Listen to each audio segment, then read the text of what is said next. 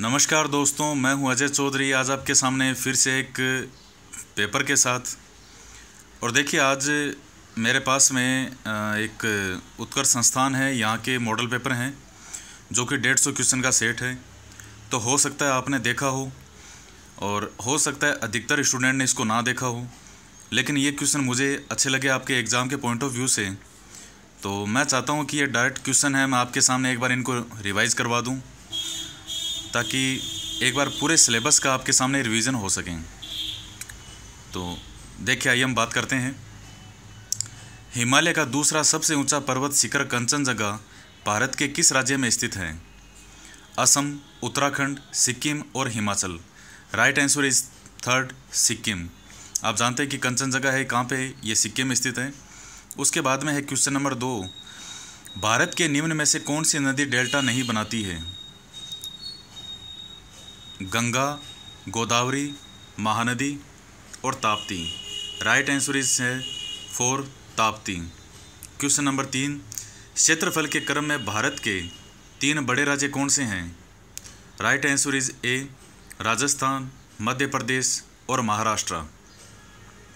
मोह असंबद्धता स्थित है क्रस्ट और मेंटल के बीच में। ये जो पृथ्वी की आंतरिक संरचना है, उस टॉपिक में आपको मिलेगा ये मोह असंबद्धता। और इसका क्वेश्चन जो है मोह असंबद्धता का, कोई मैंने आपको 150 जो मॉडल पेपर बनाए थे एक, आप उसमें देखिएगा, जहाँ तक मुझे याद आ रहा है उसमें क्वेश्चन है ये।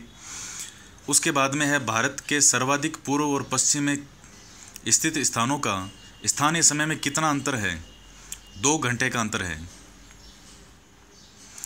देखिए, इसकी व्याख्या है कि भारत के सर्वाधिक पूर्व और पश्चिम में स्थानों में स्थानीय समय में 2 घंटे का अंतर है, क्योंकि 2 देशांतरों के मध्य 4 मिनट का अंतर होते हैं, ये जानते हैं आप। और भारत का देशांतरीय विस्तार 30 है, तो 4 × 30 कितना हो गया? 120 मिनट। कोलार स्वर्ण खदान किस राज्य में स्थित है?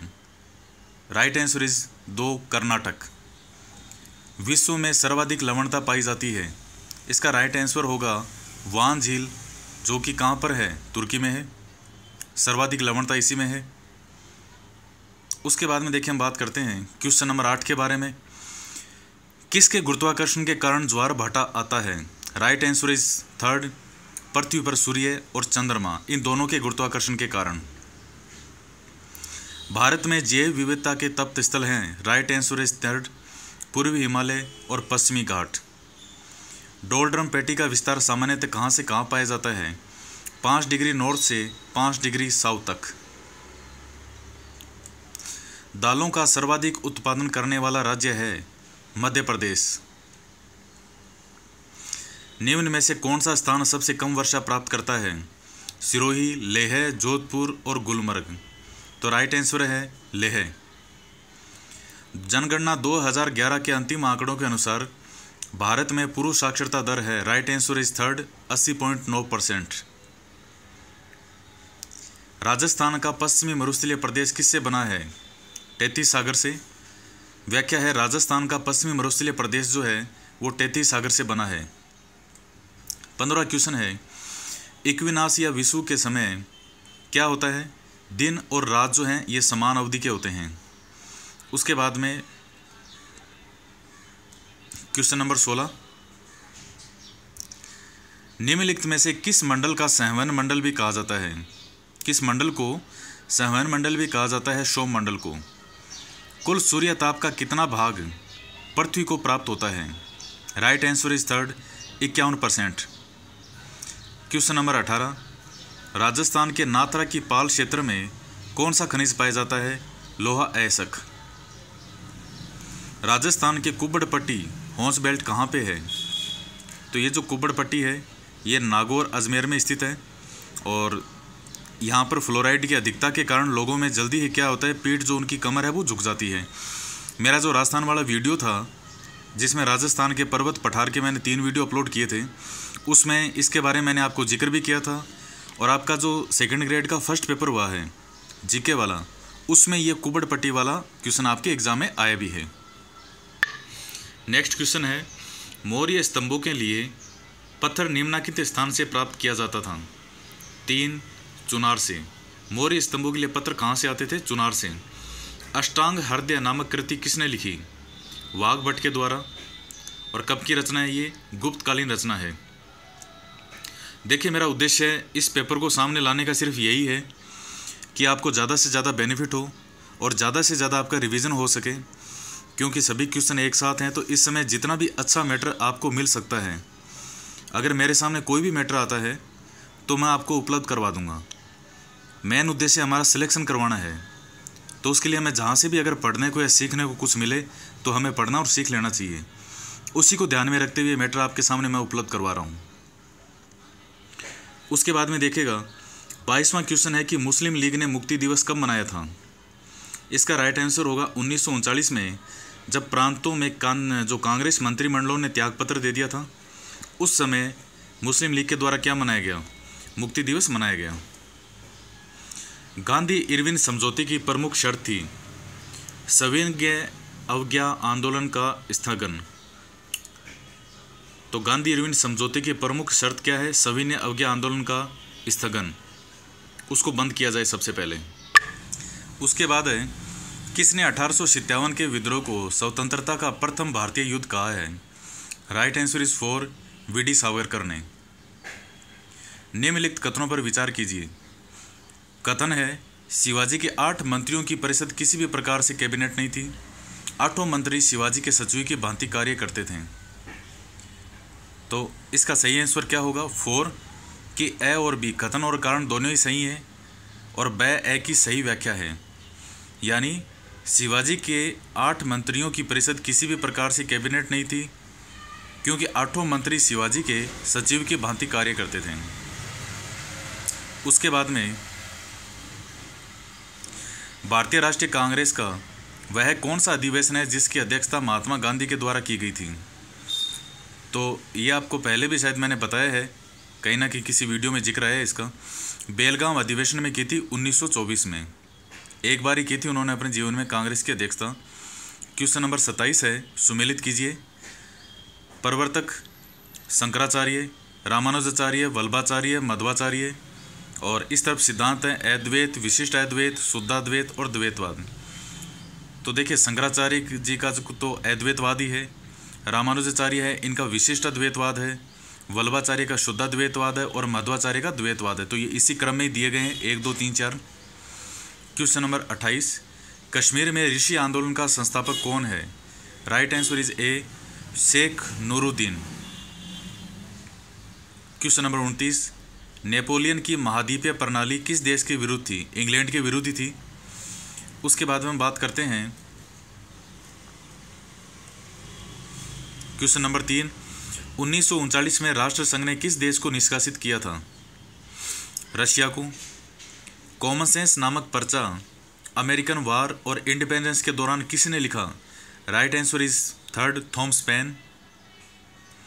बोल्शेविक और मोनसेविक विभाजन कब हुआ था? 1903 में। ये मैंने जो आपको रशिया की क्रांति का वीडियो है उसमें ये फैक्ट मिलेगा आपको।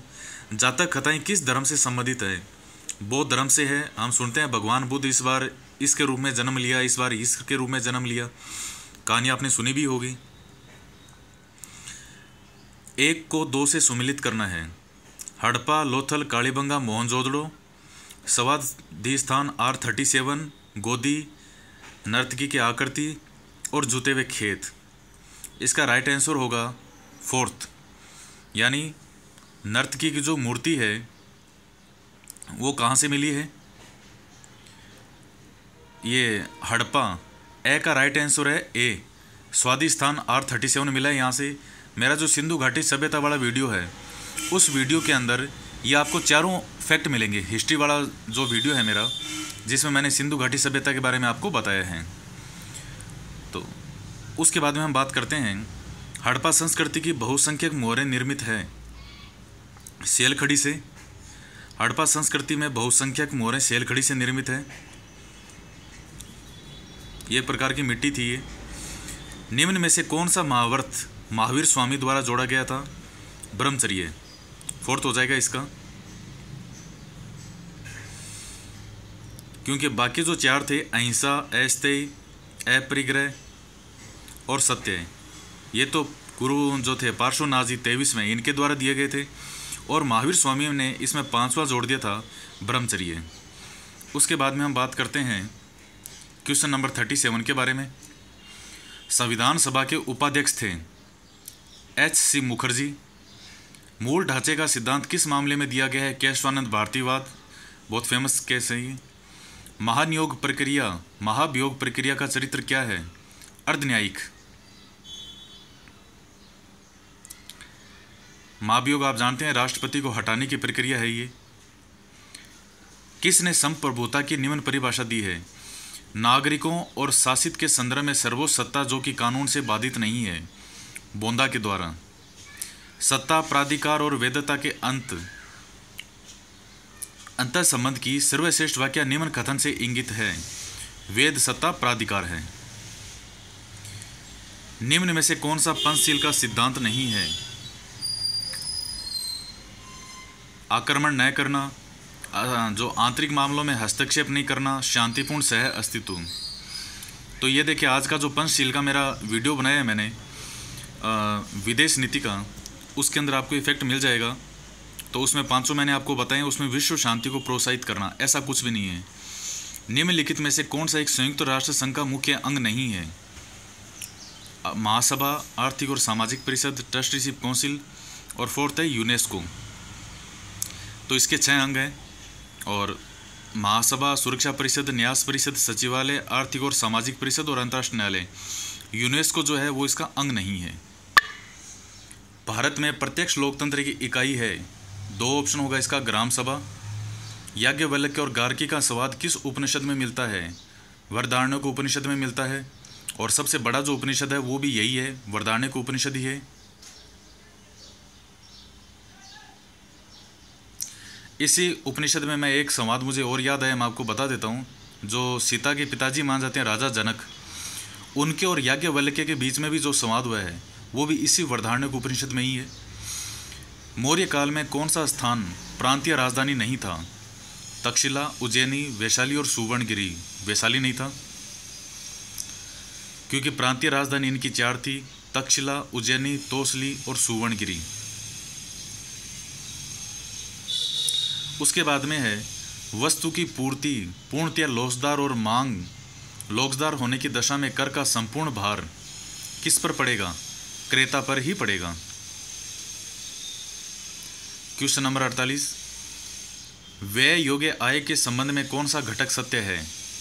राइट आंसर इज बी, उपभोग व्यय प्लस बचत। रिवर्स रेपो रेट बढ़ने पर क्या होगा? मुद्रा का मूल्य क्या होगा? बढ़ेगा।